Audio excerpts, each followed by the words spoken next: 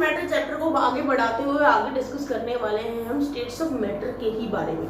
तो states of matter जो होती है तो उसका कारण क्या है, थोड़ा सा मैं आपको पहले ही बता चुकी हूँ। स्टेट्स ऑफ मैटर का कारण होता है पार्टिकल्स की अरेंजमेंट।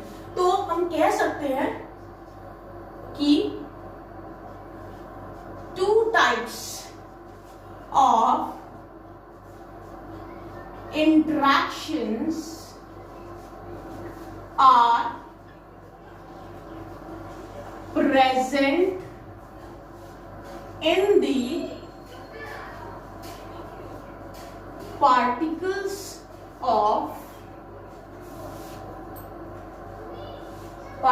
of a substance। तो कोई भी सब्सटेंस है उसके पार्टिकल्स के बीच में दो तरह की इंटरेक्शंस प्रेजेंट होती है, और वो दो तरह की जो इंटरेक्शंस हैं वो क्या होंगी देखिए जरा।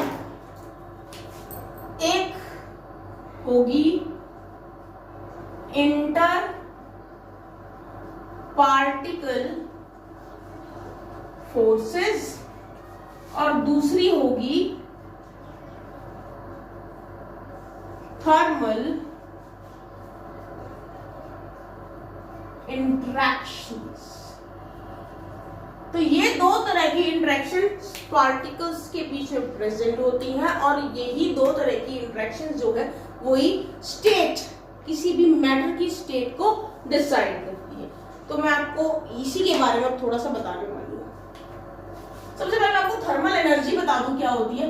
इंटर पार्टिकुलर फोर्सेस जो है ऑलरेडी हम डिस्कस कर चुके हैं प्रीवियस वीडियो में, तो अभी हमें जानना जरूरी है कि थर्मल इंटरेक्शंस क्या होती है। तो जो थर्मल एनर्जी है, thermal energy is the energy of a body arising from the motion of its atom or molecules and related to their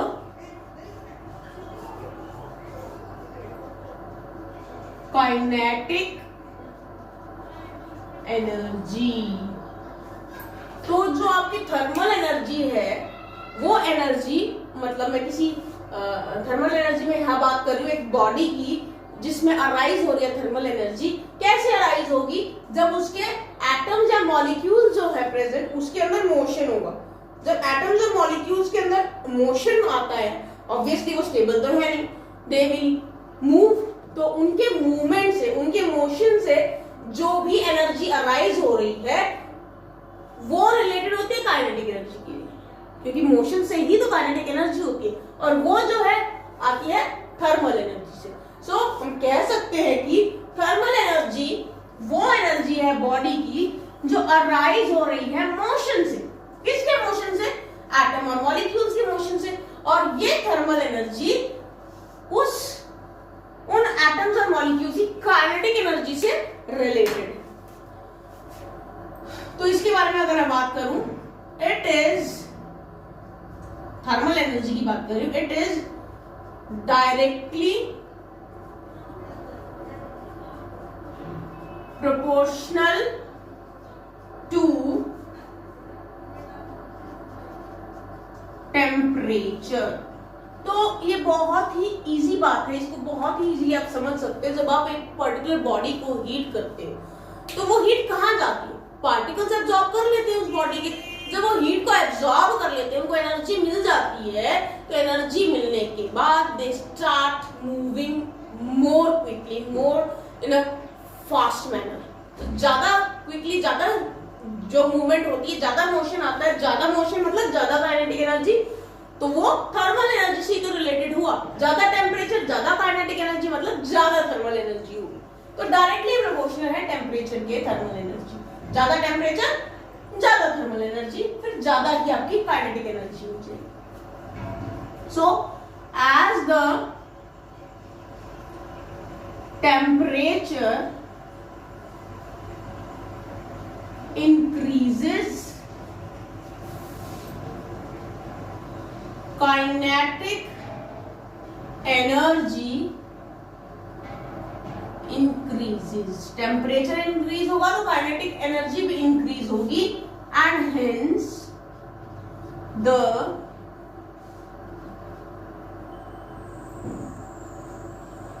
thermal energy. ये मैं आपको पॉइंट ऑलरेडी बता चुकी हूं। सो मैं बता रही थी एक्चुअली आपको थर्मल इंटरेक्शंस के बारे में, तो उससे समझना without thermal energy is not so easy, and that's why I was telling you about the thermal energy. तो मैं आपको बता चुकी थर्मल एनर्जी के बारे में। तो द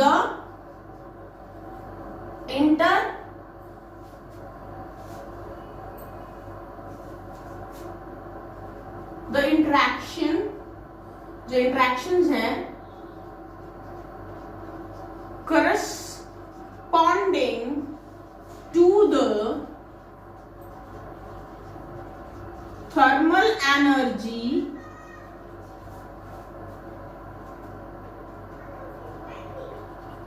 are called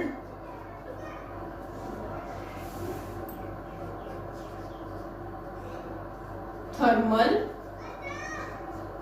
इंटरैक्शंस। तो थर्मल एनर्जी से रिलेटेड जो इंटरैक्शंस हैं उसी को ही हम थर्मल इंटरैक्शंस बोलते हैं, इसीलिए मैंने आपको थर्मल एनर्जी के बारे में पहले बताया। सो अब मैं बता दूं कि ये इंटरमॉलिक्यूलर फोर्सेस या फिर इंटर पार्टिकुलर फोर्सेस दोनों एक ही बात है। The intermolecular forces and the thermal energy, या फिर मैं ज्यादा स्पेसिफिकली इंटरेक्शन कहूं तो वो ज्यादा ठीक रहेगा। बोथ, ये दोनों both are responsible in bringing about a change in the state of matter। तो ये दोनों ही फोर्सेस जो है इन्हीं की वजह से मैटर की स्टेट को बदला जाता है, या फिर मैटर की स्टेट बदल रही है तो इन्हीं दो जो है फोर्सेस की वजह से बदल रही है। And we can say balance between them is essential. तो स्टेट के अकॉर्डिंगली इनके बीच में बैलेंस भी होना जरूरी है। तो इसके बारे में एक चीज और बताती हूं मैं। In order to convert a gas into a liquid or a solid, the intermolecular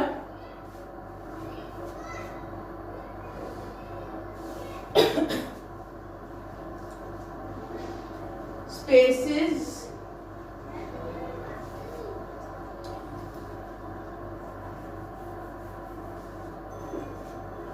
तो सबसे पहले मैं बता दूं कि आपको अगर मैं चेंज करना चाहती हूँ गैस को लिक्विड में या सॉलिड में, तो मुझे क्या करना है, जो इंटरमॉलिक्यूलर स्पेसेस हैं आर टू बी रिड्यूस्ड। क्योंकि गैस के केस में जो इंटरमॉलिक्यूलर स्पेसेस होते हैं काफी ज्यादा होते हैं, पार्टिकल्स दूर दूर होते हैं। तो अगर मैं चाहती हूँ कि गैस को लिक्विड या सॉलिड में कन्वर्ट कर दूं, तो पार्टिकल्स को नजदीक लाना पड़ेगा, और नजदीक लाना पड़ेगा और लाएंगे जब हम पार्टिकल्स को नजदीक, तो उनके इंटरमॉलिक्यूलर स्पेसेस कम हो जाएंगे। तो मैं एक और चीज यहाँ पे लिख सकती हूँ कि अगर मुझे गैस को लिक्विड या सॉलिड में चेंज करना है, तो intermolecular spaces are to be reduced and inter particle forces are to be increased. और पार्टिकल्स के बीच के फोर्सेस ऑफ अट्रैक्शन को हमें बढ़ाना पड़ेगा अगर मैं गैस को लिक्विड या सॉलिड में कन्वर्ट करना चाहती हूँ, तभी पार्टिकल्स नजदीक आएंगे। अगर उनके बीच फोर्सेस ही नहीं होंगे तो पार्टिकल नजदीक कैसे आएंगे? तो इस बात का आपको ध्यान रखना पड़ेगा। अब एक चीज और बताती हूँ मैं, कैसे करेंगे हम ये काम। बता तो दिया कैसे करना है, लेकिन प्रोसीजर क्या है? तो प्रोसीजर है, this can be done by increasing the pressure। Pressure को बढ़ा दोगे तो पार्टिकल्स नजदीक आ जाएंगे, उनके बीच में फोर्सेस डेवलप होंगे और इंटर मॉलिक्यूलर स्पेसेस डिक्रीज हो जाएंगे। तो टू लिक्विफाई अ गैस, अगर मुझे गैस को लिक्विफाई करना है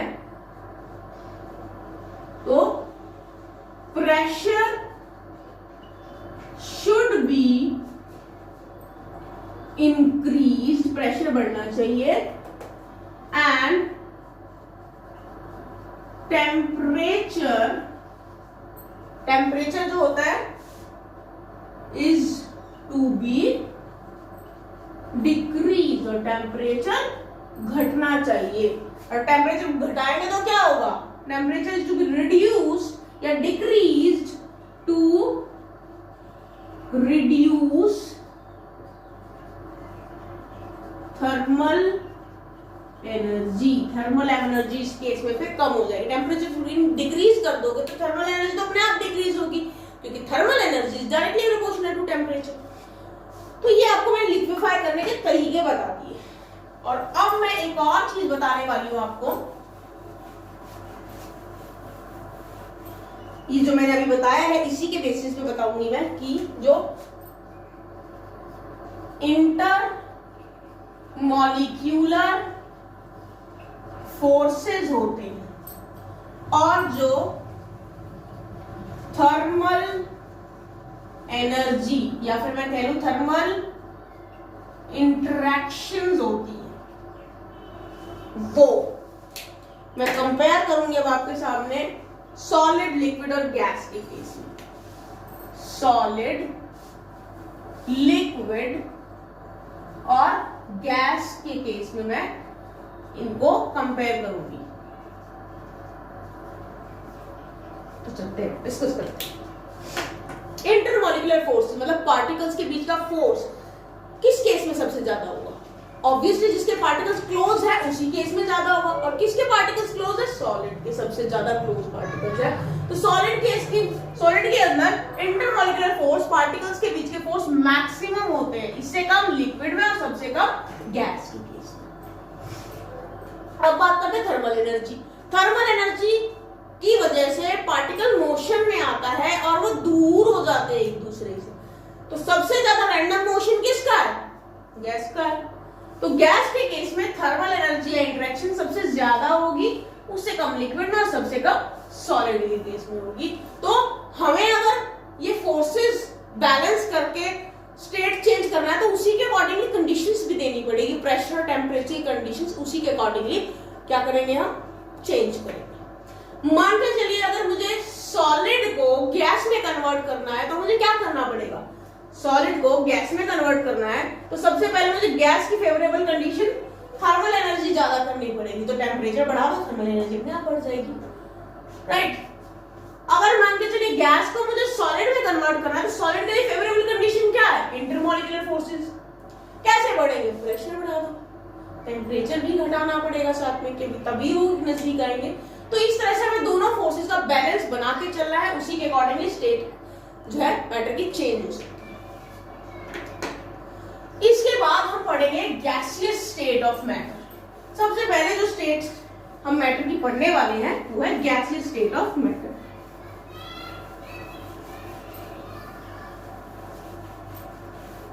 मैंने आपको जनरल बात बताई है स्टेट्स ऑफ मैटर के बारे में। अब हम स्पेसिफिक पढ़ेंगे गैसियस स्टेट ऑफ मैटर। तो इस केस में आपको बता दूं, किसी भी सब्सटेंस को गैस कब बोलते हैं? A substance is said to be gaseous if its boiling point is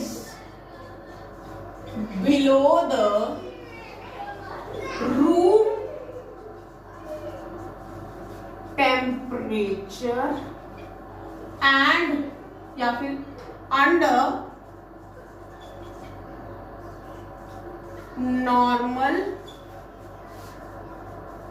pressure. तो किसी भी सब्सटेंस को गैस कब बोलेंगे? तब जब उसका बॉइलिंग पॉइंट रूम टेम्परेचर से कम होगा। जब उसका बॉइलिंग पॉइंट किसी भी सब्सटेंस का रूम टेम्परेचर से कम होगा तभी वो गैस हम उसको कंसीडर करेंगे। और साथ में कंडीशन भी नॉर्मल प्रेशर की होनी चाहिए, जो एटमॉस्फेरिक प्रेशर है, तभी वो गैस होगा। तो मैं यहां बता सकती हूं कि जो एयर है, एयर आपको भी पता है कि air is a mixture of gases. Gases का मिक्सचर है एयर, गैसेस का मिक्सचर है एयर। और जो थिन लेयर है इसकी थिन लेयर ऑफ एटमॉस्फेयर जो हमारे आसपास है इज वेरी यूजफुल, काफी हेल्पफुल है, काफी यूजफुल है। और इतनी यूजफुल है कि we can not survive without air के बिना हम रह ही नहीं सकते, क्योंकि एयर से हमें ऑक्सीजन मिलता है, ऑक्सीजन नहीं मिलेगा तो हम खत्म हो जाएंगे। तो इस वजह से एयर का जो मिक्सचर है जिसमें ऑक्सीजन भी प्रेजेंट है, जो एटमॉस्फेयर की थिन लेयर को हम बोल रहे हैं, वो हमारे लिए बहुत जरूरी है। नाउ एक और पॉइंट बताती हूं।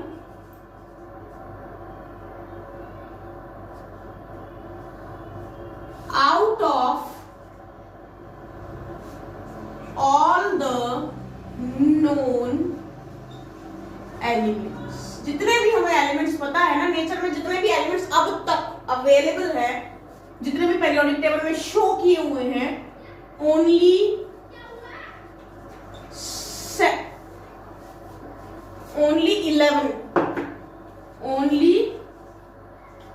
11 आर इन गैसियस स्टेट। सारे के सारे 118 एलिमेंट्स पीरियोडिक टेबल में है आपके बुक में। उन 118 एलिमेंट्स में से सिर्फ और सिर्फ 11 ही गैसियस स्टेट में है, बाकी सॉलिड और लिक्विड है। कौन कौन है वो 11 गैसेस, वो भी मैं आपको बताऊंगी। सबसे पहले हाइड्रोजन, जो कि एज H2 एग्जिस्ट करता है नेचर में। नाइट्रोजन, जो कि एज N2 एग्जिस्ट करता है। ऑक्सीजन जैसे जो एज O2 एग्जिस्ट करता है। Fluorine which exists as F2, chlorine which exists as Cl2। उसके अलावा आपकी सारी noble gases, helium, neon, argon, krypton, xenon and radon. तो ये हो गई आपकी 11 गैसेस जो आपकी अब तक नोन है। 1 2 3 4 5 6 7 8 9 10 11। तो ये आपकी गैसेस के बारे में छोटी सी इंफॉर्मेशन हो गई है। अब हम डिस्कस करेंगे गैसेस की फिजिकल प्रॉपर्टीज। अब हम डिस्कस करने वाले हैं physical properties of gases.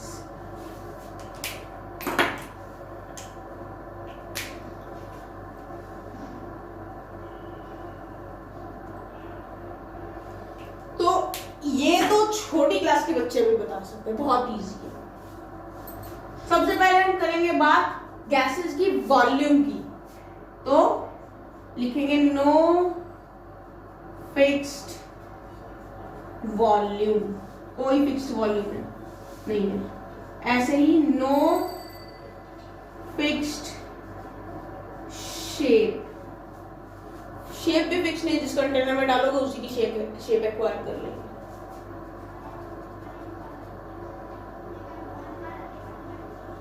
Large inter molecular space, particles के बीच में बहुत सारा स्पेस प्रेजेंट है। Negligible inter particle forces of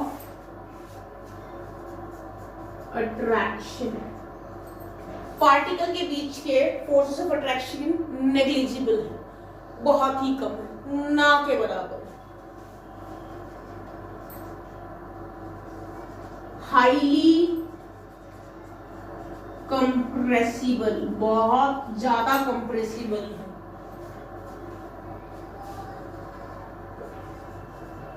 random motion, motion बड़ा ही रैंडम है, घूमते फिरते रहते हैं, जहां जगह मिले वहीं घूमते। तो इसके अलावा और भी प्रॉपर्टीज आप लिख सकते हो, आप फेमिलियर हो ऑलरेडी फिजिकल प्रॉपर्टीज से, थोड़ी सी मैंने आपके लिए लिख दी है। अब मैं आपको बताऊंगी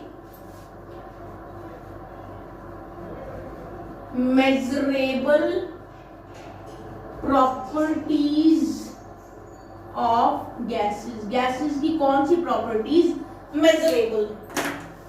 ये मैं इसलिए बता रही हूं क्योंकि आगे हम उसकी मेजरेबल प्रॉपर्टीज को ही डिस्कस करने वाले हैं, तो इसलिए मैं आपको पहले ही बता दूं कौन कौन सी प्रॉपर्टीज गैसेस की मेजरेबल है। कौन सी प्रॉपर्टीज मेजरेबल है? वॉल्यूम, प्रेशर, टेम्परेचर और मास। तो ये हो गई कुछ जनरल बातें गैसीय स्टेट के।